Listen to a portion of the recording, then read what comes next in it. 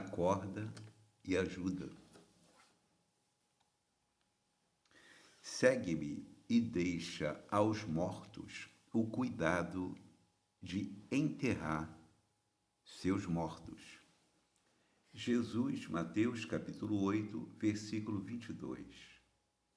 Acorda e ajuda.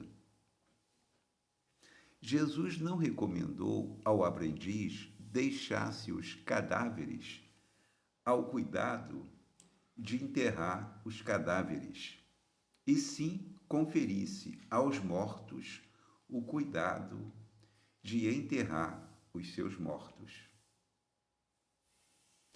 Há, em verdade, grande diferença. O cadáver é carne sem vida, enquanto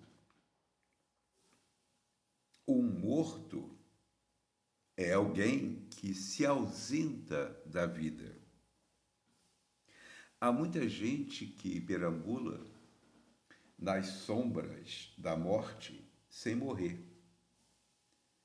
Trânsfugas da evolução cerram-se entre as paredes da própria mente, cristalizados no egoísmo ou na vaidade, negando-se a partilhar a experiência comum.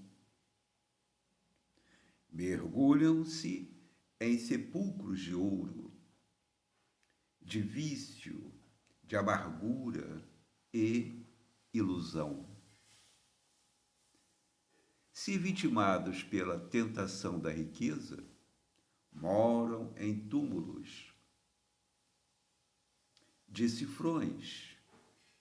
Se derrotados pelos hábitos perniciosos, encarceram-se em grades de sombra.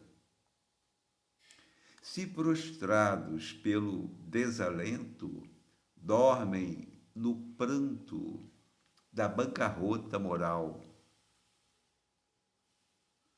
E se atormentados pelas mentiras, com que envolvem a si mesmos, residem sob as lápides,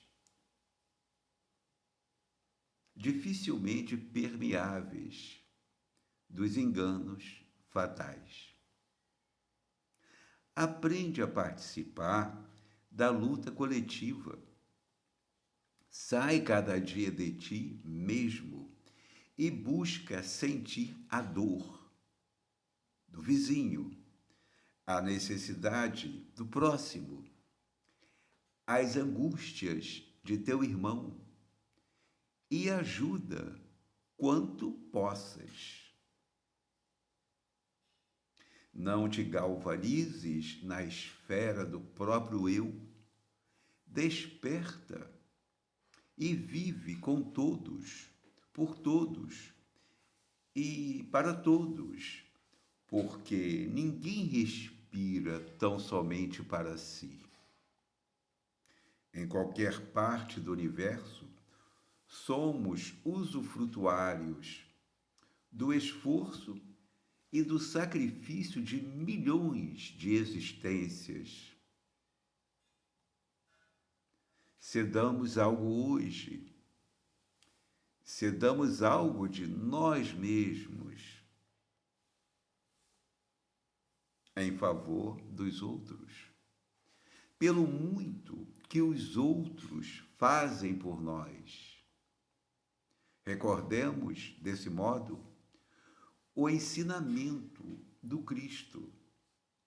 Se encontrares algum cadáver, dá-lhe a bênção da sepultura na relação das tuas obras de caridade, mas, em se tratando da jornada espiritual, deixa sempre aos mortos o cuidado de enterrar seus mortos. Livro Fonte Viva, Editora FEB, capítulo 143, ditado pelo Espírito Emmanuel, Psicografia de Chico Xavier. De fato, precisamos acordar para as possibilidades da ajuda. Evidentemente que tudo é de acordo com os recursos, com as possibilidades. Não há nenhuma exigência que não possamos cumprir.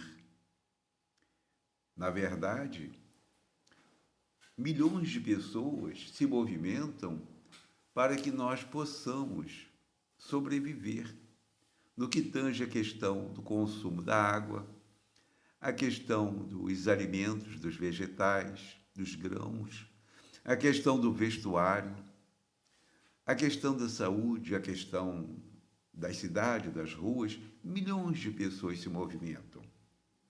E nós somos usufrutuários dos sagrados recursos disponibilizados por Deus, por Jesus, nesse processo natural da nossa evolução.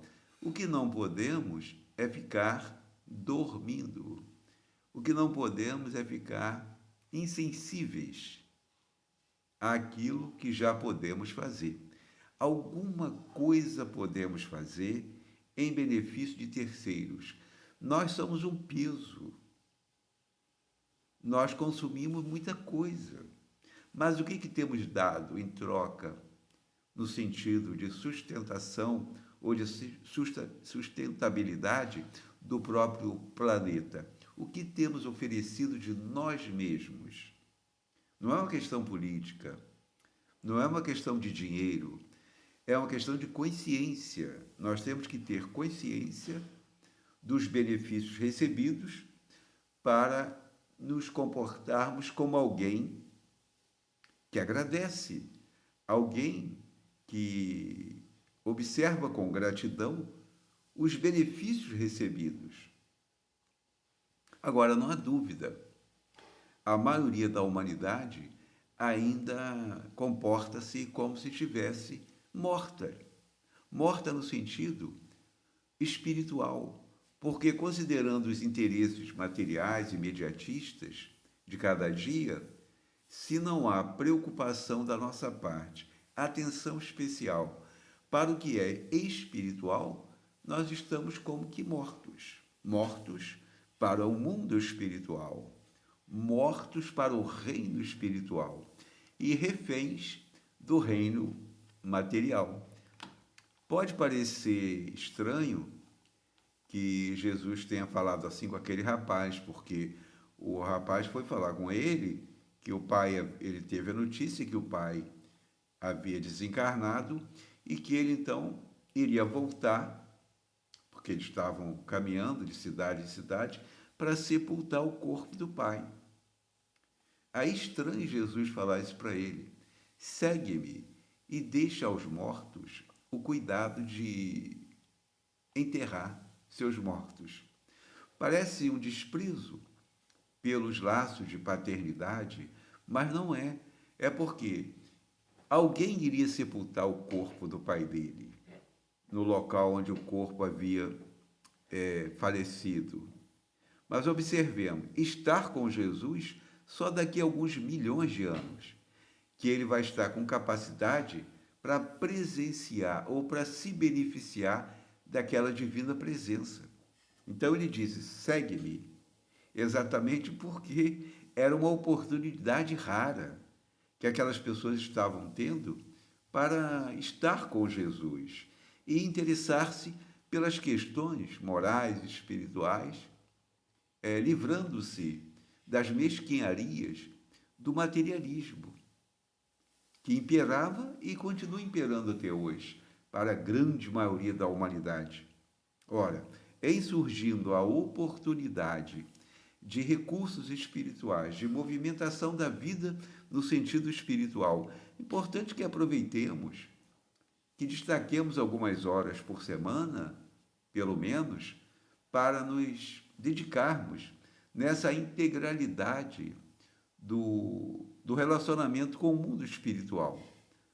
Porque nós já temos bastante informação e é importante a oração, o recolhimento, ficar num lugar à parte, num lugar de caridade, num lugar de espiritualidade.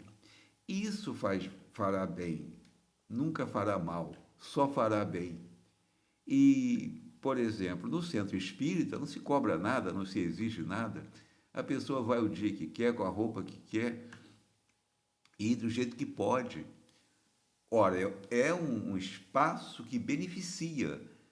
Nós precisamos, de alguma sorte, é, valorizar esses ambientes de oração, ainda que seja um espaço aparentemente simplório, humilde, mas é um local de recolhimento espiritual, onde os nossos pensamentos voltam-se para os recursos morais, os recursos do sentimento, do afeto, do amor, por conta do que é conversado, do que é divulgado, do que é pregado naquele ambiente espiritual. Então, é muito importante que valorizemos a oportunidade de estarmos com Jesus. Não é que nós vamos abandonar as pessoas, não é isso. Quando ele diz segue-me, é para aplicarmos em nossa vida emocional, no nosso campo mental, esses sagrados recursos trazidos por ele, revelados por ele. A questão do amor, a humildade, a caridade, a fé, a esperança na própria imortalidade é algo extraordinário.